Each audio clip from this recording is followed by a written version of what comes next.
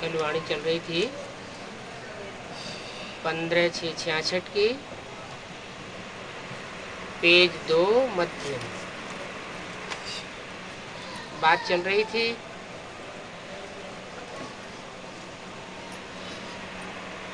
सतयुग त्रेता में कोई याद नहीं करते हैं,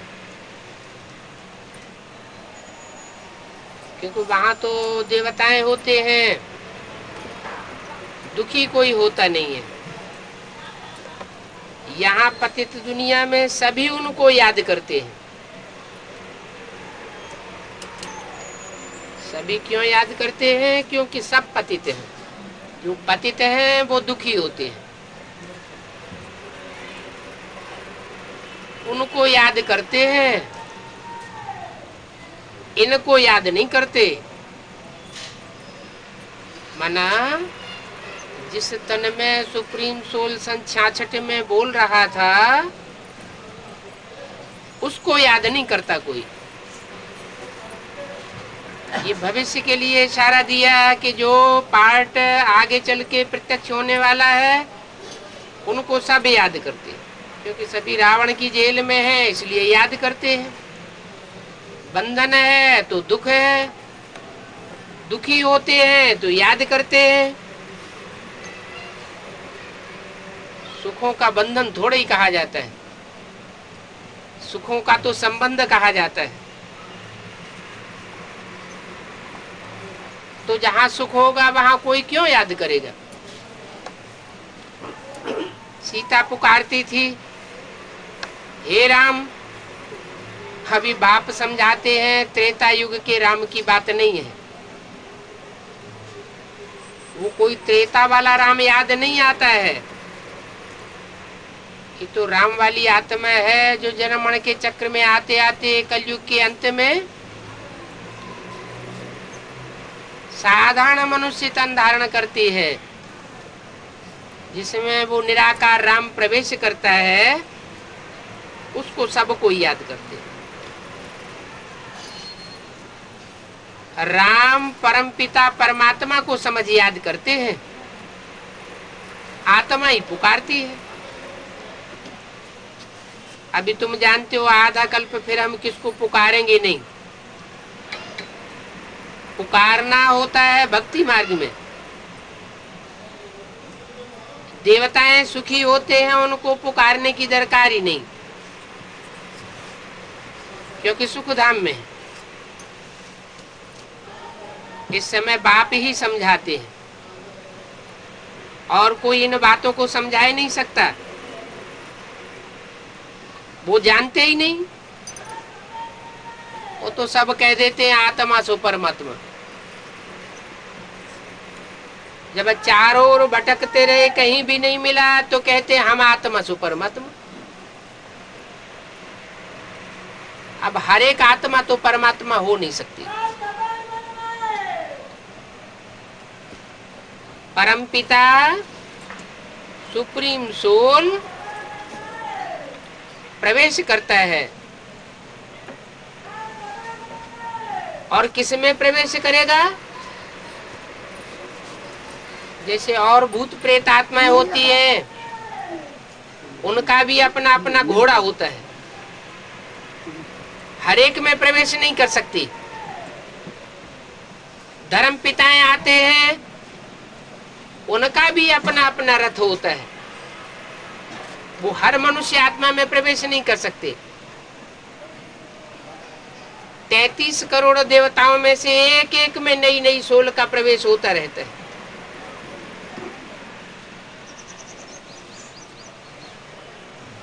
तो जैसा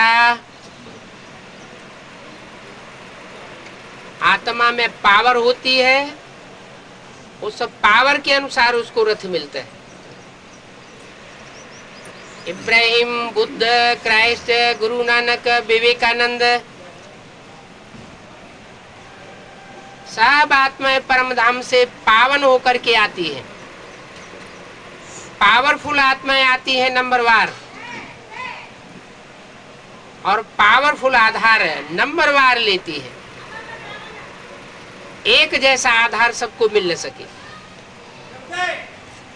तो सुप्रीम सोल बाप तो सबसे ऊंचा है, जरूर ऊंचे ऊंचे में प्रवेश करेगा। ऊंचे ते ऊंचा करतार कहा जाता है, ऊंचे ते ऊंचे काम करने वाला कहा जाता है। तो साधारण मनुष्य आत्मा में थोड़ा ही प्रवेश करेगा। वो तो हीरो पार्टधारी में प्रवेश करता है, और वो हीरो पार्टधारी है ही राम की आत्मा। नहीं जानते हैं तो कह देते हैं हम आत्मा सो परमात्मा। वास्तव में सुप्रीम सोल जिसमें प्रवेश करता है मुकर्रर रूप से, वो आत्मा ही परमात्मा का पार्ट बजाती है। हर एक आत्मा परमात्मा नहीं हो सकती। आत्मा में कह देते हैं कि परमात्मा लीन हो जाता है। अब कोई आत्मा परमात्मा में लीन नहीं होती है। ऐसे नहीं कि सागर में बुदबुदे समाये जाते हैं, आत्मा बुलबुलों के समान है, नहीं। आत्मा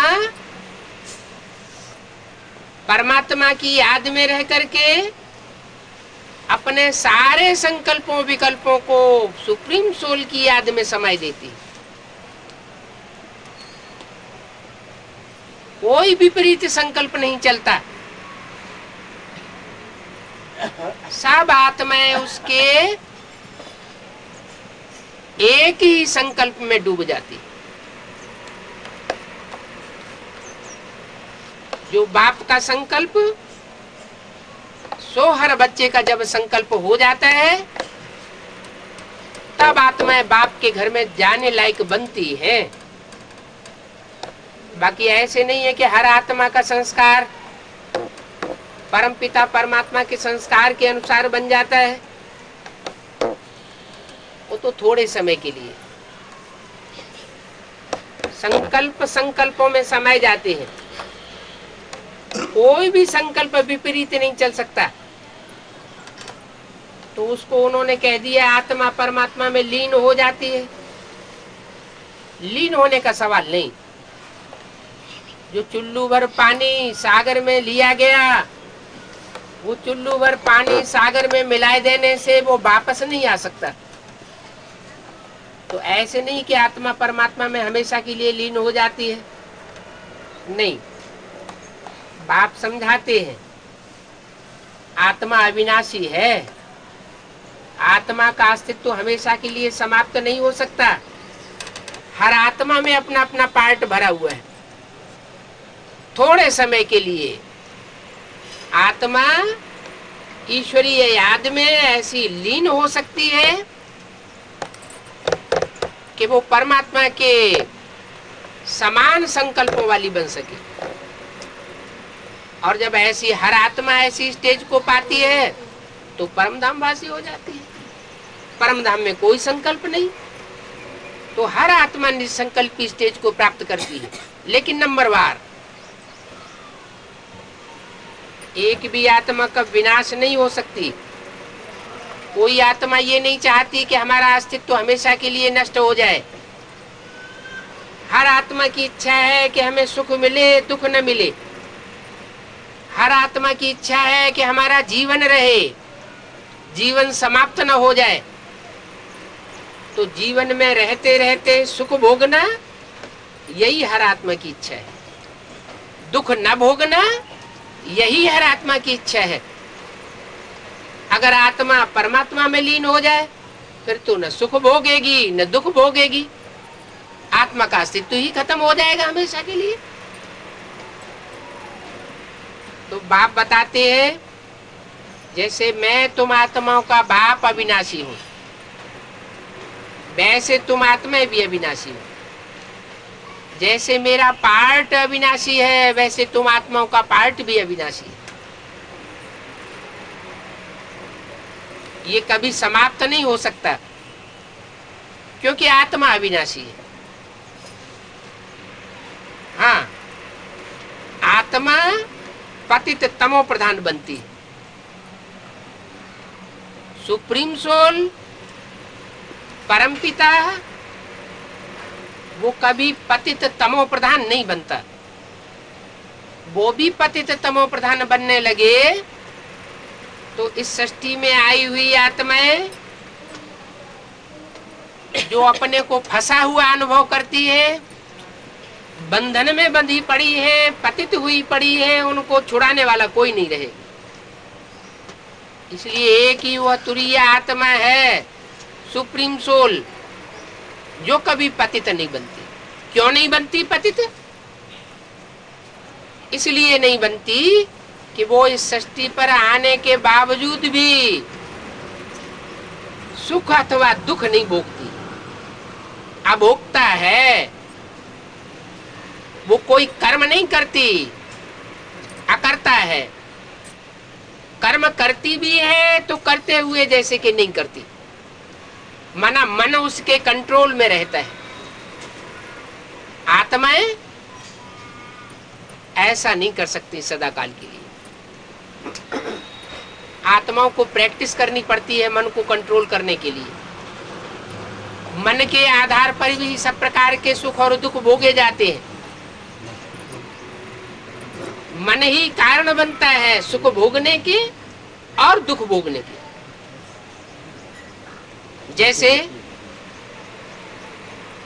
कोई व्यक्ति देख रहा है आंखें खोल करके,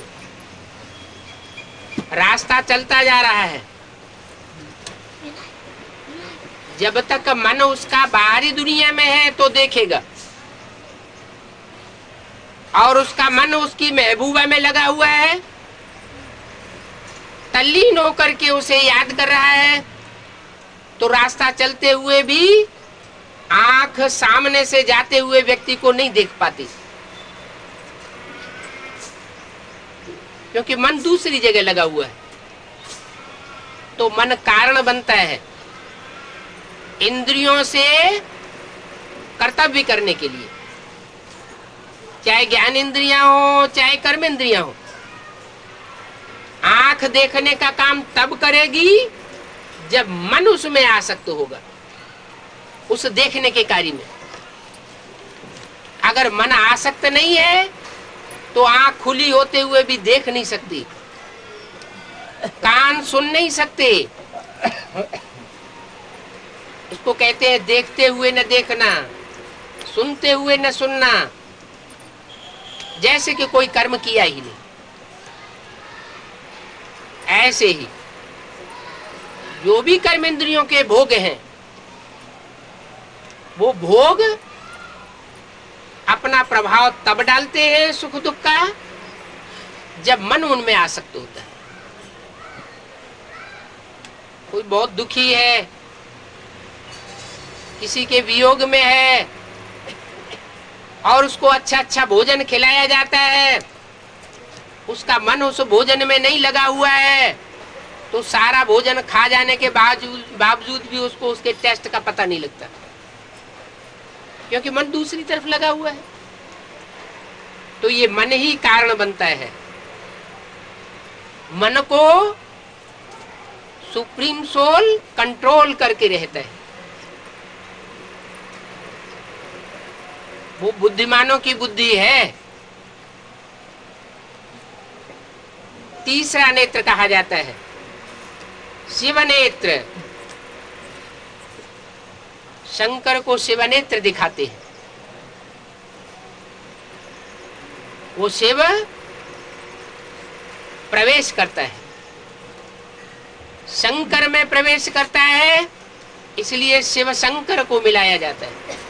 नाम दो हैं, काम दो हैं। शिव माना कल्याणकारी, शंकरोति संसार का शमन करता है, वो है शंकर। त्रिदेव हैं। ब्रह्मा द्वारा नई सृष्टि की स्थापना, विष्णु द्वारा नई सृष्टि की पालना, शंकर द्वारा संहार गाया हुआ है। तो जो संहारकारी तीसरा देवता है वो सर्वोपरि माना जाता है, उसको कहा जाता है देव देव महादेव। उस महादेव में वो सुप्रीम सोल प्रवेश करता है, साधारण हस्ती में नहीं प्रवेश कर सकता। उसके लिए और धर्म पिताएं हैं जो अपने नंबर के रथ में प्रवेश करने के लिए नियत बने हुए हैं। ऊपर से आत्माएं आती रहती है, परम धाम से आई हुई आत्माओं का कर्म बंधन तो होता नहीं है, उनको अपना चोला नहीं मिल सकता, वो गर्भ से जन्म नहीं ले सकती, इसलिए उनको प्रवेश करना पड़ता है। किसमें प्रवेश करती है? उस टाइम इस सृष्टि की जो सबसे जास्ती पतित आत्मा होती है उसमें उनको प्रवेश करना पड़ता है। कोई आत्मा इस सृष्टि रूपी रंगमंच पर आकर के जल्दी पतित बनती है, कोई आत्मा इस सृष्टि रूपी रंगमंच पर आने के बावजूद भी बहुत जन्मों के बाद पतित बनती है। ऐसा क्यों होता है? ऐसा इसलिए होता है कि परमात्मा सुप्रीम सोल बाप जब राजयोग सिखाने इस सृष्टि पर आता है, संग का रंग लगाता है, तो कोई तो आत्मा रूपी बैटरी बहुत पावर भर लेती है और कोई कम पावर भर पाती है। जो ज्यादा योग लगाती है, ज्यादा उस परम पिता परमात्मा से संबंध जोड़ती है, वो जन्म जन्मांतर के लिए सॉलिड हो जाती है।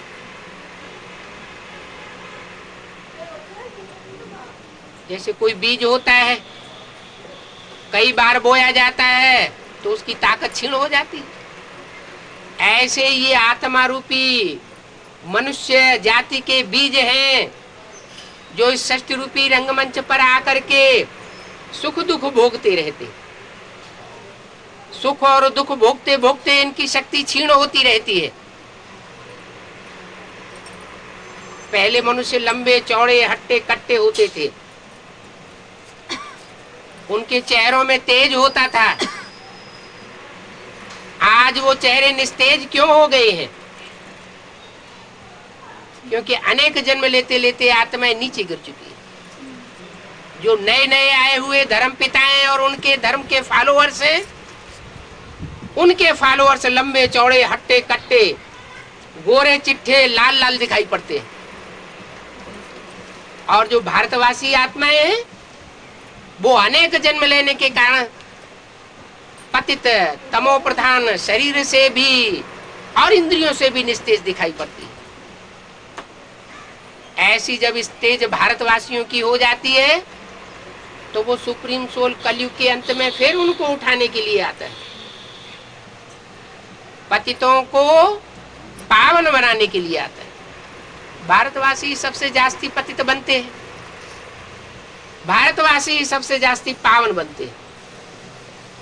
पावन बनते हैं तो देवता बन जाते हैं, पतित बनते हैं तो विधर्मियों के संग के रंग में आने से राक्षस बन जाते हैं। मनुष्य ही अच्छे कर्म करता है तो देवता बनता है, मनुष्य ही अनिष्ट कर्म करता है तो राक्षस बन जाता है। बाकी ऐसे नहीं है कि मनुष्य आत्मा 84 लाख योनियों में जाती है। 84 का चक्र तो है, 84 लाख योनियां भी हैं, लेकिन मनुष्य आत्मा मनुष्य योनि में ही रहती है। ऊंचा उठ करके देवात्मा और नीचे गिर करके दानव आत्मा बन सकती है, लेकिन कीट पशु पक्षी पतंगा नहीं बन सकती। जैसे वो जड़ बीज होते हैं, आम का बीज बबूल का नहीं बन सकता, ऐसे ही ये मनुष्य जाति के बीज मनुष्यों में ही रहते। श्रेष्ठ कर्म करना और भ्रष्ट कर्म करना ये एक अलग बात है। परमात्मा बाप आते हैं तो कर्म अकर्म विकर्म की गति समझाते हैं, उसको कहा जाता है गीता ज्ञान। गीता हमारे भारत का सर्वोपरि ग्रंथ माना जाता है, लेकिन गलती क्या हुई है? गीता में गलती ये हुई है कि लोगों ने ये समझ लिया है कि भगवान ने आकर के गीता लिखी या लिखवाई। कोई भी धर्म पिताएं आते हैं तो क्या धर्मग्रंथ बैठ करके लिखते हैं या पढ़ करके सुनाते हैं? नहीं, वो तो ओरली बोलते हैं। इब्राहिम हो, चाहे क्राइस्ट हो, चाहे महात्मा बुद्ध हो, चाहे गुरु नानक हो, उन्होंने कोई धर्म ग्रंथ पढ़ करके नहीं सुनाया। उन्होंने तो मुख से बोलना शुरू किया। जो कुछ मुख से बोला वो 100-200 वर्षों के बाद फिर लिखा गया। उस लिखी हुई पुस्तक का नाम धर्म ग्रंथ रखा गया। चाहे बाइबल हो, चाहे कुरान हो, चाहे कोई भी धर्म ग्रंथ हो। ऐसे ही परमपिता परमात्मा शिव जब इस सृष्टि पर आते हैं तो सनातन धर्म की स्थापना के लिए कोई गीता पढ़ करके नहीं सुनाते, गीता लिख के बैठ करके लिखते नहीं हैं, या डिक्टेट नहीं करते हैं किसी को। वो तो सीधा सीधा आकर के बोलते हैं, बताते हैं कि मैं अपना परिचय अपने आप ही आकर के देता हूं। मुझ परमात्मा बाप का परिचय संसार में कोई नहीं जानता। अगर जानते होते तो ऐसी उल्टी उल्टी बातें नहीं करते कि आत्मा सो परमात्मा, परमात्मा सर्वव्यापी है। अरे आत्माएं भी कोई तन में प्रवेश करके अपना कार्य कर सकती है, करती है, तो मैं सर्वव्यापी क्यों होऊंगा? और सर्वव्यापी का ज्ञान बुद्धि में धारण करने से क्या वो बुद्धि में टिकेगा? परमात्मा तो एक व्यापी बनकर के आता है। एक व्यापी बनकर के आता है तो उसको याद किया जा सकता है। अगर वो पत्थर, ठिक्कर, भित्तर, जानवरों में सब में प्रवेश कर जाए तो बुद्धि कभी एकाग्र नहीं होगी, राजयोग सिद्ध नहीं होगा, बुद्धि चलायमान होती रहेगी। इससे तो हमारा बहुत बड़ा नुकसान हो गया। ये मनुष्य गुरुओं ने बातें सिखाई है कि परमात्मा सर्वव्यापी है। वो तो एक व्यापी है और बड़े से बड़े देवता में प्रवेश करता है, जिसको कहा जाता है देव देव महादेव। शिव के साथ शंकर को मिलाया जाता है, विष्णु और ब्रह्मा को भी नहीं मिलाया जाता। शिव ब्रह्मा, शिव विष्णु नहीं कहा जाता। क्यों नहीं कहा जाता? क्यों शिव शंकर कहा जाता है? शिव पहले शंकर बाद में क्यों कहा जाता है? क्योंकि शिव पावरफुल है। वो आत्माओं में सुपरमेसी पार्ट धारण करने वाली आत्मा है, लेकिन तुरीय है। आत्माओं की तरह जन्म के चक्र में आने वाली नहीं है, गर्भ से जन्म लेने वाली नहीं है, सुख दुख भोगने वाली आत्मा नहीं है। वो एक ही ऐसी आत्मा है जिसकी भेंट और किसी दूसरी आत्मा से नहीं की जा सकती।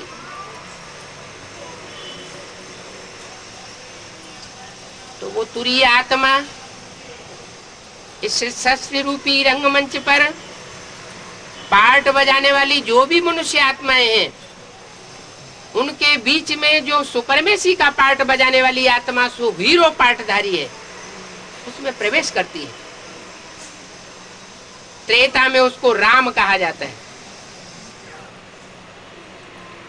और वही राम वाली आत्मा जन्मण के चक्र में आते आते कलयुग के अंत में एक साधारण मनुष्य बनती है, जिसके लिए गीता में कहा गया है, मुझे सातन में आए हुए परमात्मा को मूढ़मती लोग नहीं पहचान पाते। ये भी जरूरी है। अगर सब उसे पहचान लेवे तो सबका एक जैसा पद हो जावे। परमात्मा आकर के जन्म जन्मांतर का भाग्य विधाता कहा जाता है। अनेक जन्मों की भाग्य की पिटारी लेकर के आता है हर आत्मा के लिए, ये कहा जाता है, लेकिन ऐसा कुछ है नहीं। वो तो आकर के सिर्फ रास्ता बताता है कि ऐसे ऐसे कर्म करोगे तो तुम जन्म जन्मांतर ऐसे ऐसे सुखी रहोगे, अगर भ्रष्ट कर्म करोगे तो दुखी बनोगे। एक ही जन्म में आकर के सारी कमाई कराता है, एक ही जन्म में आत्मा रूपी बैटरी पावरफुल बन जाती है, और वो जन्म है कलयुग के अंत और सतयुग के आदि का जन्म, जिसे कहेंगे पुरुषोत्तम संगम युग। ये 4 युगों के बाद आता है, जिसकी यादगार में हर चौथी वर्ष पुरुषोत्तम मास भक्ति मार्ग में मनाया जाता है। पुरुषों में कौन कौन आत्माएं नंबरवार कैसे कैसे उत्तम बनती है, वो इस युग में प्रत्यक्ष होता है। जो उत्तम आत्माएं संसार में प्रत्यक्ष होती है नंबरवार, उनकी यादगार है मालाएं। 8 की माला जो शंकर जी के मस्तक के ऊपर रखी रहती है, जिसकी अष्ट और नवग्रह के रूप में पूजा होती है। कोई भी अनुष्ठान करेंगे तो उन 8 और 9 ग्रहों की पूजा जरूर करेंगे। लोगों ने समझ लिया है कि सौर मंडल में रहने वाले जो ग्रह उपग्रह हैं उनकी बात है, लेकिन वो तो जड़ है। हम चैतन्य आत्मा ही नवग्रह हैं जिनकी पूजा होती है। जड़त्व की पूजा कोई नहीं करता, करना नहीं चाहिए। चैतन्य जो अच्छा कार्य करके जाता है उसकी सब पूजा करते हैं। जो दूसरों को दुख दे करके जाता है उसकी कोई पूजा नहीं करता। रावण की कोई पूजा थोड़ा ही करता है, राम की पूजा करता है। तो जिसने सुख दिया है उसकी पूजा होती है। कोई किसी को सुख तभी ही दे सकता है जब उसमें प्योरिटी की पावर हो। कैसी प्योरिटी? एक बाप दूसरा न कोई, एक परमात्मा को याद करने वाली हो और दुनियादारी से बुद्धि योग लगाने वाली न हो। ऐसा पुरुषार्थ परमात्मा बाप आकर के सिखाते। जो ये पुरुषार्थ करते हैं उनके जन्म जन्मांतर के पाप भस्म हो जाते हैं। जन्म जन्मांतर हमने क्या किया? इससे मोह लगाया, उससे अटैचमेंट लगाया, इससे प्यार किया, उससे प्यार किया। ये ऐसी स्थिति हमारी बनती रही आत्मा की। आत्मा जन्म जन्मांतर अटैचमेंट में आती रही, लगाव में आती रही, और जिन जिन के लगाव में आती रही उनके साथ हमें अगले जन्म लेने पड़ते हैं। तो उस अटैचमेंट से छुड़ाने के लिए, नष्टो मोहा स्मृति लब्धा बनाने के लिए आखिरी जन्म में परमात्मा को आना पड़ता है। लेकिन परमात्मा जो रास्ता सिखाता है, जो पढ़ाई पढ़ाता है, उस पढ़ाई को परमात्मा बाप का हर बच्चा एक जैसा धारण नहीं करता है। कोई 100% धारण करता है, कोई परसेंटेज में धारण करता है।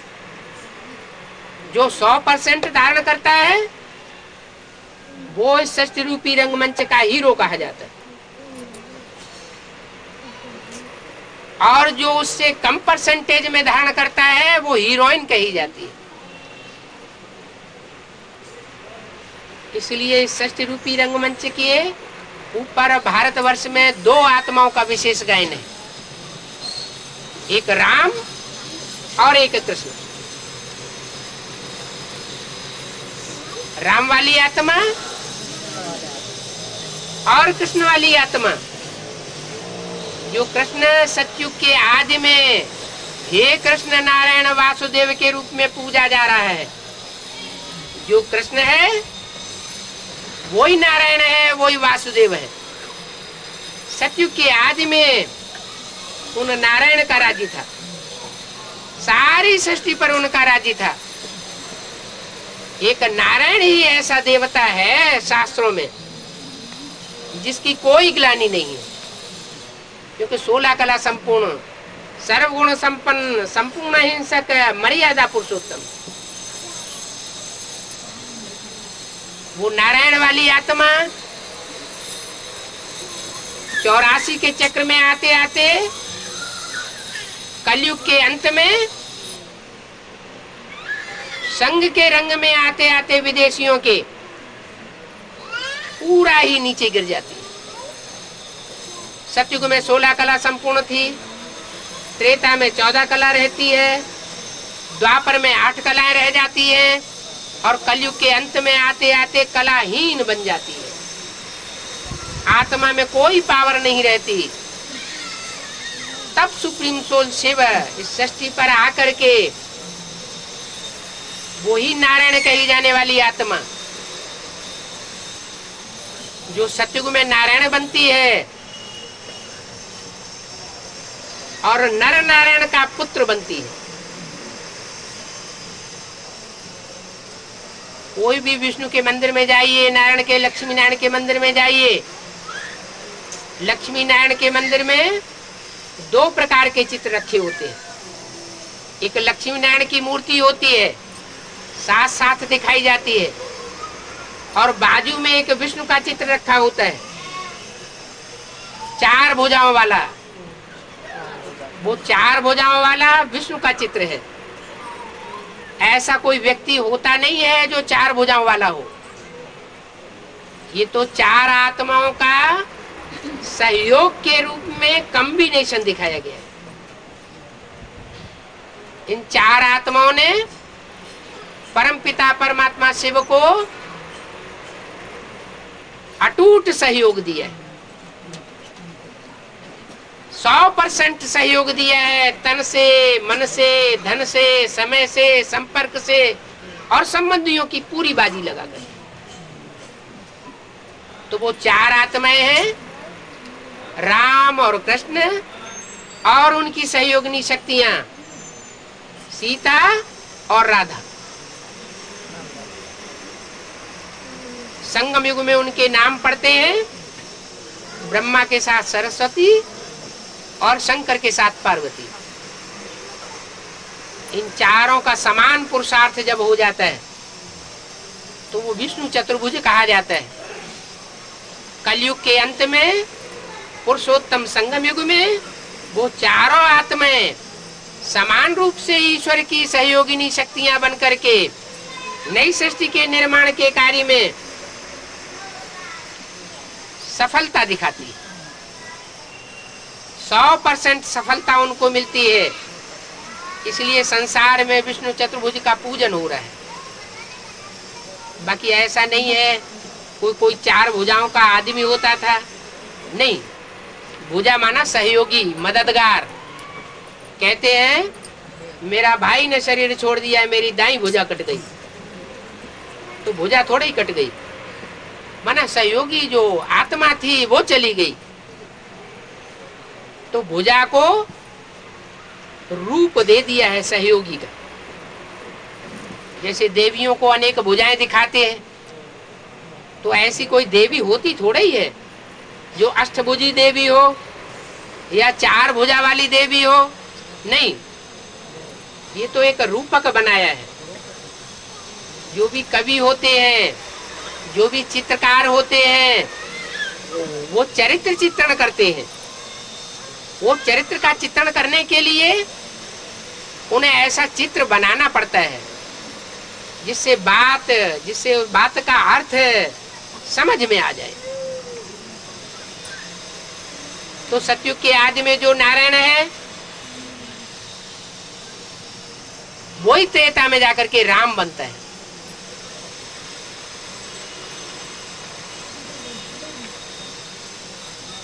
कृष्ण जो है वही जाकर के द्वापर में विक्रमादित्य बनता है।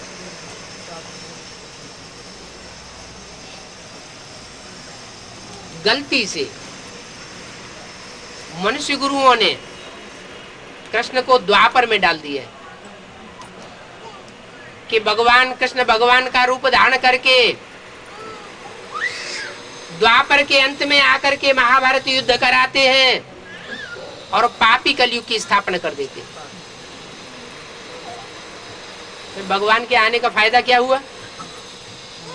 अगर भगवान को पाप के युग की ही स्थापना करनी है तो भगवान के ऊपर कलंक लगाना हुआ,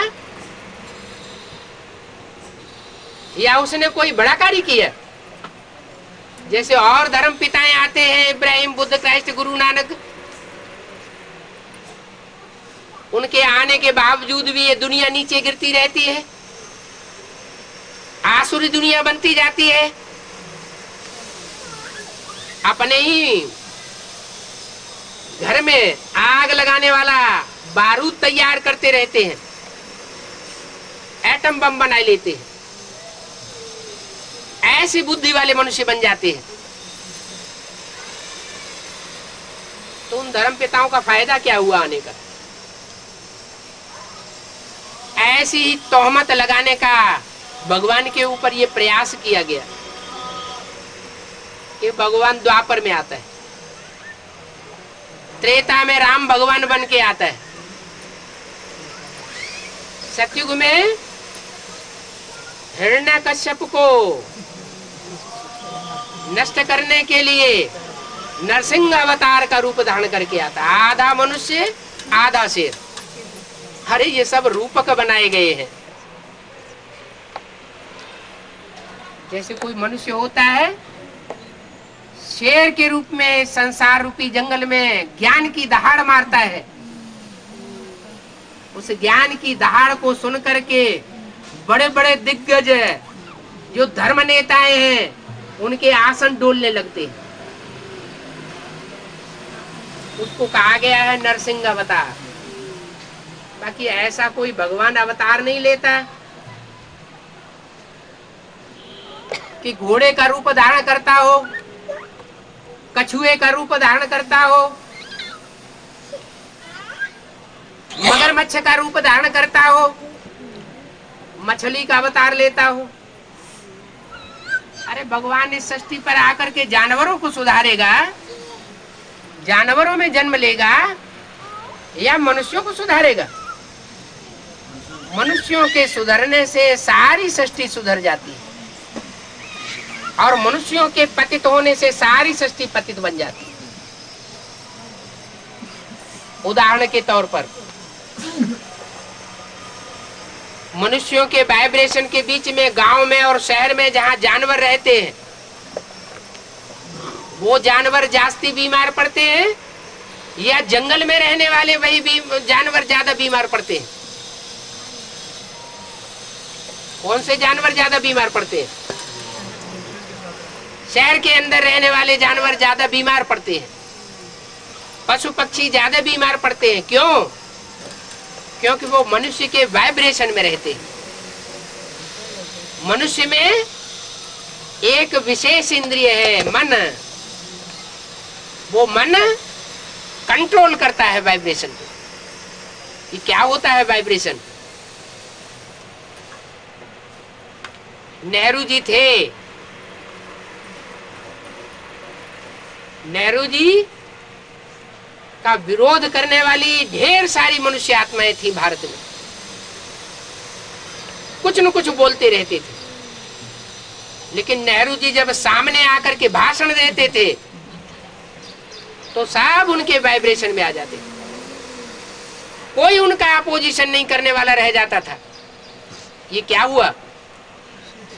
ये वाइब्रेशन की पावर हुई। विवेकानंद विदेशों में गए और उनसे किसी ने सवाल किया कि ऐसा कैसे हो सकता है कि किसी एक कोई कृष्ण मनुष्य के रूप में भगवान हो और उसके पीछे पीछे 16,000 गोपियां भागने लगे। तो उन्होंने कहा इसका हम जवाब अभी 5 मिनट में देते हैं। और उन्होंने जोर से धारा प्रवाह वाणी चलाना शुरू कर दिया। वाणी चलाते चलाते 5 मिनट के बाद वो वहां से भाग खड़े हुए। विवेकानंद के भागते ही सारी भीड़ उनके पीछे पीछे भागने लगी। ये सब क्या हुआ? ये वाइब्रेशन का कमाल है। हर मनुष्य आत्मा का अपना अपना वाइब्रेशन होता है। ये बौद्धिक एकाग्रता की बात है। जिसकी मन बुद्धि जितनी ज्यादा एकाग्रता शक्ति धारण करेगी, उसका वाइब्रेशन उतना ही पावरफुल हो जाएगा। कोई कितनी ही विरोधी आत्मा क्यों न हो, सामने आते आते जैसे पारस पत्थर का गायन है कि पारस के संग में लोहा भी आता है तो क्या बन जाता है? सोना बन जाता है। ऐसा गायन है ना। पारसनाथ का मंदिर भी बना हुआ है। वो पारसनाथ मंदिर जो पारसनाथ की यादगार है, वो और कोई बात नहीं है। भगवान इस सृष्टि पर जब आता है तो आकर के जिस मनुष्य रथ में मुकर्रर रूप से कार्य करता है, जब वो संपन्न स्टेज को प्राप्त करता है तो उसकी दृष्टि के संपर्क में, उसकी वाचा के संपर्क में, उसके वाइब्रेशन के संपर्क में, संबंध में जो भी आत्माएं आती हैं वो परिवर्तित होती चली जाती है। 500-700 करोड़ नंबर की जो सृष्टि है वो सारी की सारी सृष्टि पलट जाती है। इसलिए कहा जाता है सर्व का सदगति दाता राम। वो आकर के एक दो की सदगति नहीं करता, कलयुग के अंत में आकर के सारी मनुष्य सृष्टि की सदगति करके खुद जाकर के परम धाम में बैठ जाता है और आत्माएं धीरे धीरे इस सृष्टि पर उतरती रहती है सुख भोगने के लिए। तो वो सुख का दाता है। इस सृष्टि पर आत्माएं आकर के संग के रंग में खराब होती है, विपरीत कर्म करती है और नीचे गिरती है, पतित बनती है।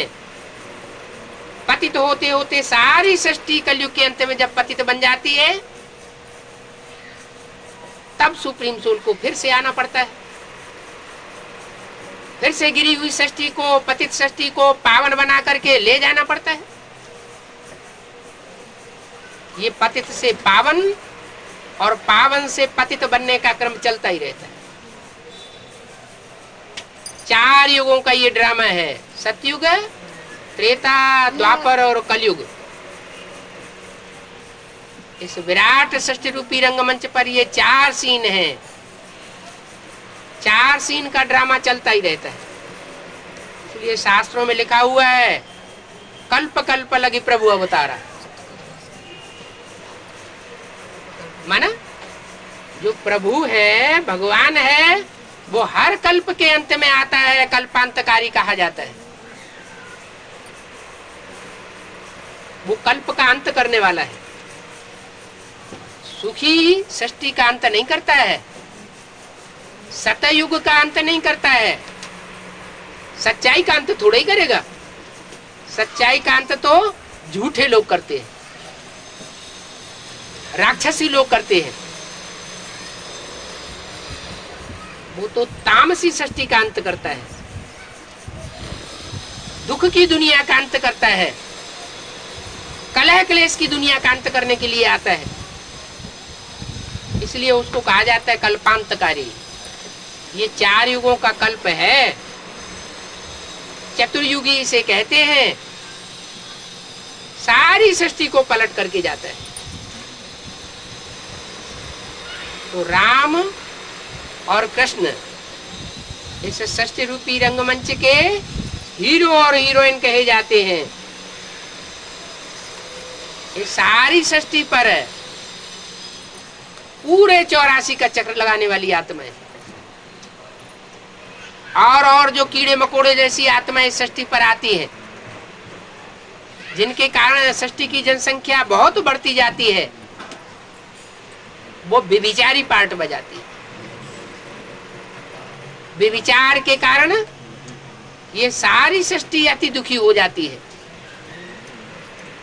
उनके द्वारा ये सृष्टि वैश्यालय बनती है। शिव बाप आकर के इस सृष्टि को शिवालय बनाती है। शिवालय की यादगार है शिव का मंदिर। जो भी पुराने पुराने मंदिर हैं, उन मंदिरों में जाके देखा जा सकता है, यादगार बनी हुई है। शिव मुखिया के बीच में, मुखिया के रूप में शिवलिंग बीच में रखा जाता है और सारे ही देवताओं की मूर्तियां चारों तरफ रखी जाती है। इससे साबित होता है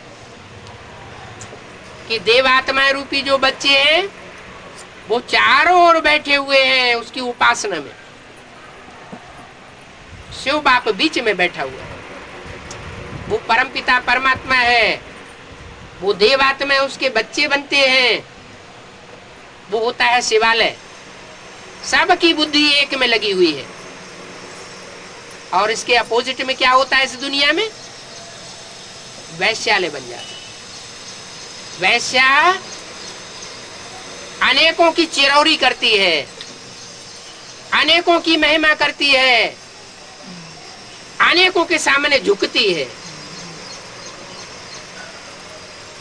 शिवालय और वैश्यालय में महान अंतर है।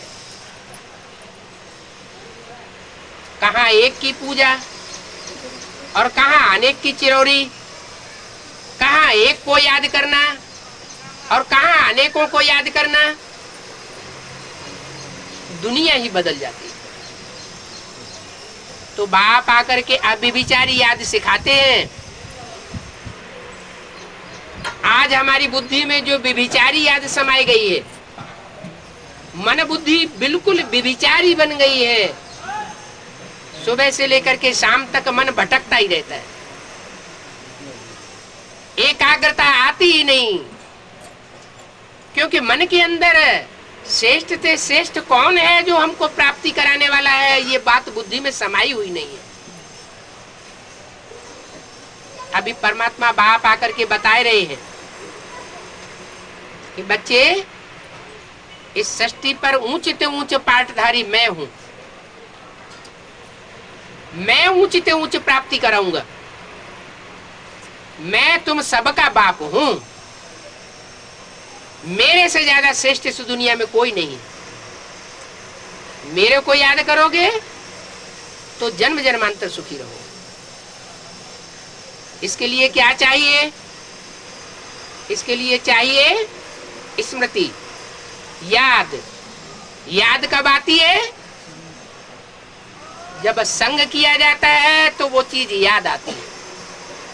चाहे दृष्टि का संग किया जाए, आंख से जो चीज देखी जाएगी लगाव पूर्वक, वो याद आएगी। हाथों से जो चीज स्पर्श की जाती है वो याद आती है।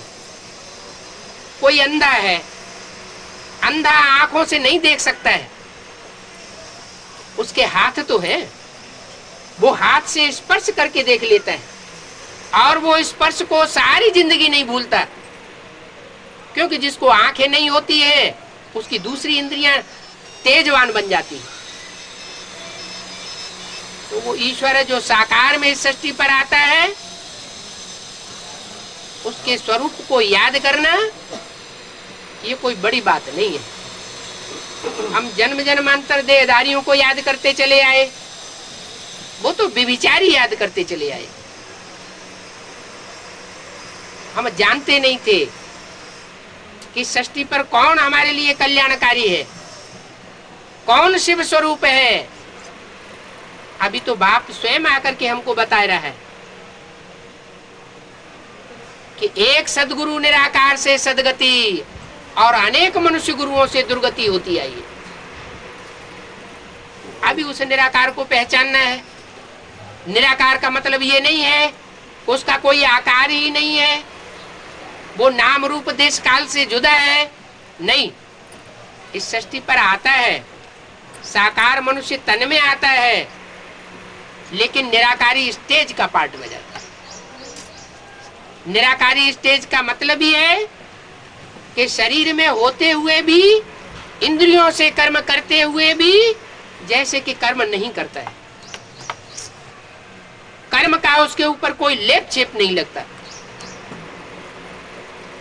ऐसी स्टेज उसकी सदा काल की है, इसलिए वो सदा शिव कहा जाता है।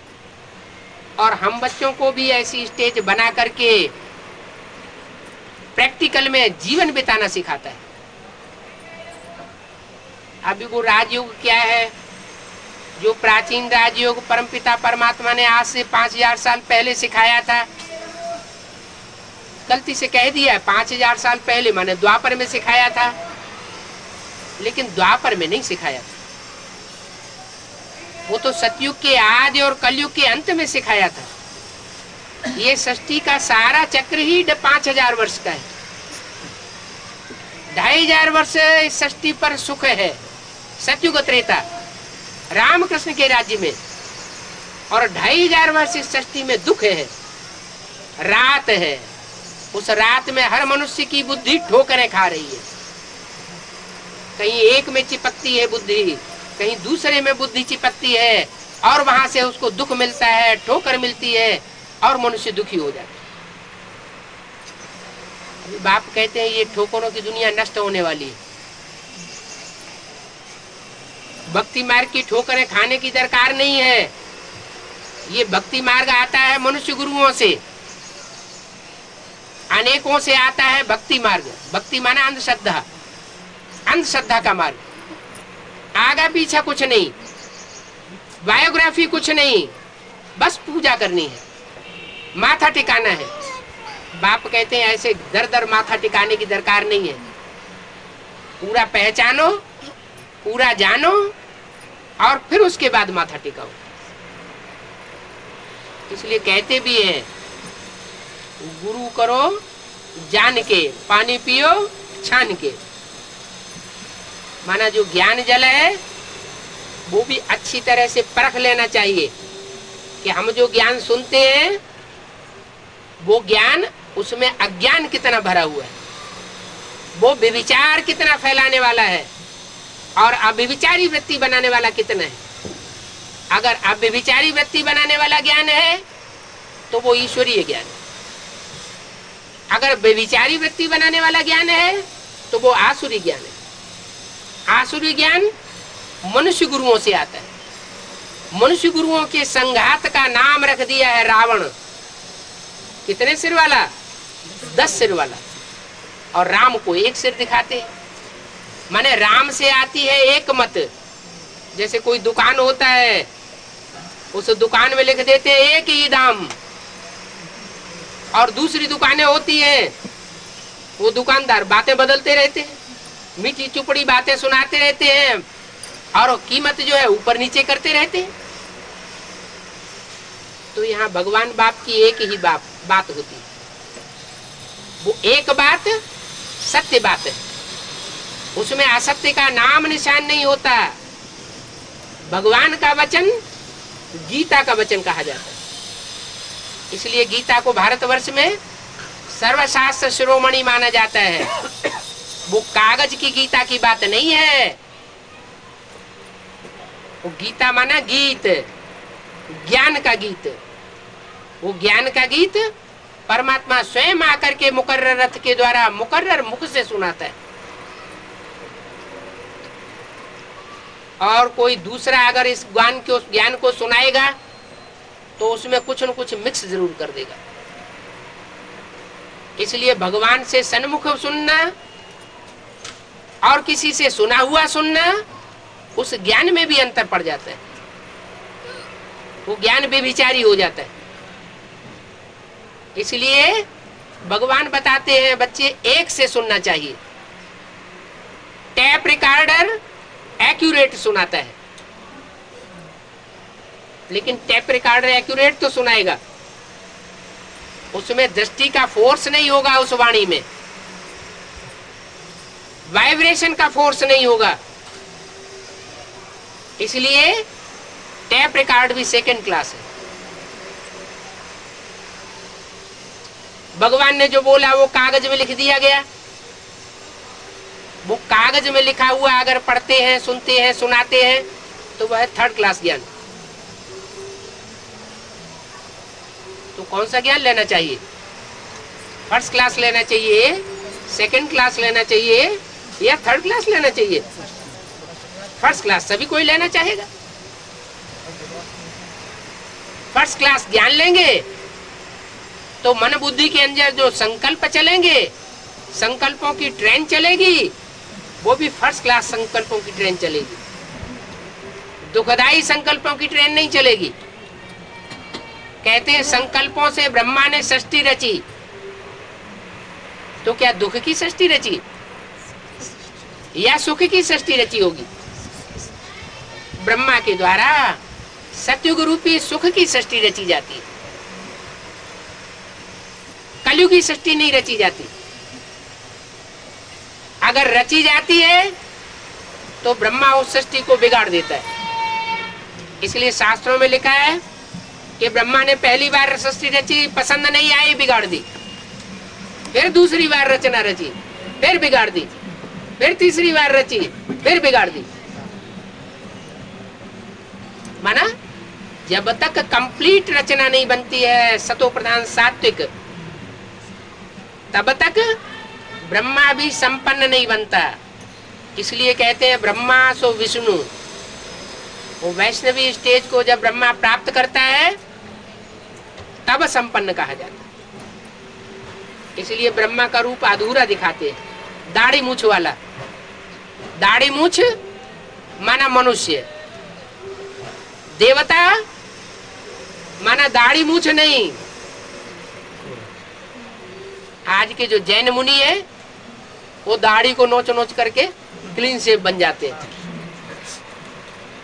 तो दाढ़ी को नोचने से कोई देवता नहीं बन जाएगा। ये तो अंदर की बात है। अंदर अगर विकारी संकल्प चलते हैं, मुख से विकारी भाषा निकलती है और कर्मेंद्रियों से विकारी कर्म होते हैं, तो वो देवता नहीं कहा जा सकता। देवता अर्थात निर्विकारी, कोई विकार नहीं होता देवताओं में, संपूर्ण निर्विकारी कहे जाते हैं। जो देवताई जीवन है वो नर से नारायण बनने का जीवन है। गीता में नर अर्जुन को नारायण बनने का ज्ञान दिया गया है, नारी द्रौपदी को नारायणी बनने का ज्ञान दिया गया। ये नर से नारायण और नारी से लक्ष्मी बनना, ये ईश्वरीय यूनिवर्सिटी का अहम ऑब्जेक्ट है। जैसे वो यूनिवर्सिटीज होती है उनमें डॉक्टर बनाए जाते हैं, मास्टर बनाए जाते हैं, वकील बनाए जाते हैं, इंजीनियर बनाए जाते हैं, ऐसे ही ये यूनिवर्सिटी वो यूनिवर्सिटी है जिसमें मनुष्य से देवता बनाए जाते हैं। अब किस कोटि का देवता बनना है वो अपना नंबर बार है। जैसी पढ़ाई पढ़ेंगे उस नंबर के अंक प्राप्त करेंगे। वो यूनिवर्सिटी होती है उसमें भी रिजल्ट निकलता है, तो रिजल्ट में बताया जाता है ये अव्वल नंबर पास हुआ, ये तीसरे नंबर में पास हुआ,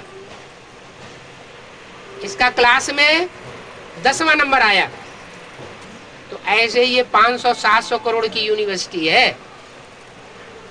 500-700 करोड़ मनुष्य आत्माओं को ये ईश्वरीय ज्ञान लेना जरूर पड़ेगा। ऐसी स्थिति परिस्थिति आ जाएगी कि वो ईश्वरीय पढ़ाई पढ़नी ही पड़ेगी। जो देवात्माएं हैं वो स्वेच्छा से उसी ज्ञान को, उस ईश्वरीय ज्ञान को धारण करती है, और जो आसुरी आत्माएं हैं वो मजबूरी में उस ईश्वरीय ज्ञान को धारण करती है। पता नहीं क्या हो जाता है, सुख की कोटि कम हो जाती है। अभी बाप कहते हैं तुम्हारी दिल की इच्छा तो सुख भोगने की है ना। कोई आत्मा हमेशा के लिए नष्ट थोड़ा ही होना चाहती, आत्मा तो अविनाशी है। आत्मा तो परमात्मा में हमेशा के लिए लीन थोड़ा ही हो सकती। जब तुम्हारी सुख भोगने की इच्छा है, जीवन में रहते रहते सुख भोगने की इच्छा है, तो मैं तुम्हें वो पढ़ाई पढ़ाए रहा हूं। ये पढ़ाई अभी पढ़ेंगे तो जन्म जन्मांतर के लिए सुखी हो सकते हैं। इसलिए बताया इस सृष्टि रूपी रंगमंच पर कोई आत्मा 84 जन्मों में से 83 जन्म भी सुखी रह सकती है। जो देवी देवता सनातन धर्म की आत्माएं हैं, जो सबसे पुराना धर्म है, जिसकी जनसंख्या इस समय बहुत थोड़ी हो गई है। क्यों थोड़ी हो गई? क्योंकि वो देवी देवता सनातन धर्म की आत्माएं दूसरे दूसरे धर्मों में कन्वर्ट होती चली गई। क्राइस्ट आए तो बहुत तेरे क्रिश्चियन बन गए, मोहम्मद आए बहुत तेरे मुसलमान बन गए, बुद्ध आए बहुत तेरे बौद्धी बन गए। इसलिए हिंदुओं की संख्या कम होती गई। इसलिए मुसलमान लोग हिंदुओं को काफिर कहते हैं, कहां कहां फिरते रहते हैं, कहीं किसी धर्म में जाते हैं, कहीं किसी धर्म में जाते हैं। अभी भगवान बाप उन बच्चों को इकट्ठा कर रहे हैं जो विदेशियों के बरगलाए जाने पर उनके धर्मों को अपनाते रहे और पतित बनते रहे। अभी वो पतित होने का टाइम भारतवासियों का समाप्त हुआ, अभी उठने का टाइम है। इसलिए अभी देर नहीं करनी है। इसलिए कहते हैं काल करे सो आज कर, आज करे सो अब। एटम बम बन चुके हैं, हर हर बम बम का जमाना आ गया, फिर करेगो कब। ओम शांति।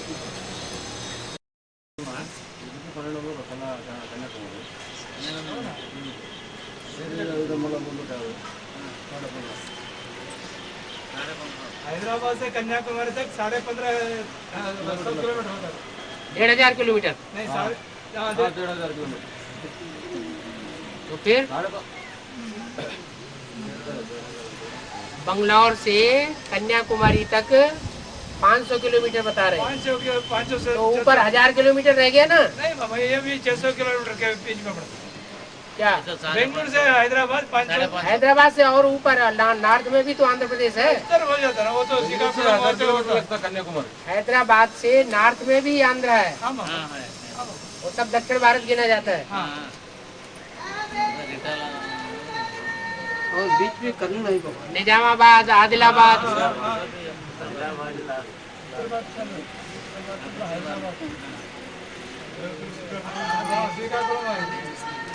अरे श्रीकाकुलम वो उधर पड़ गया पूरब में। ऊपर पड़ गया, वहाँ से भी दूर होता है तो क्या? ऊपर नहीं है, ऊपर उत्तर कहा जाता है, पूरब में श्रीकाकुलम।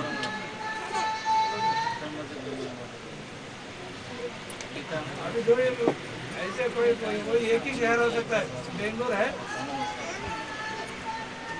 सारे दक्षिण भारत में एक हो सकता है। सारे दक्षिण भारत का सेंट्रल प्लेस अनंतपुर है।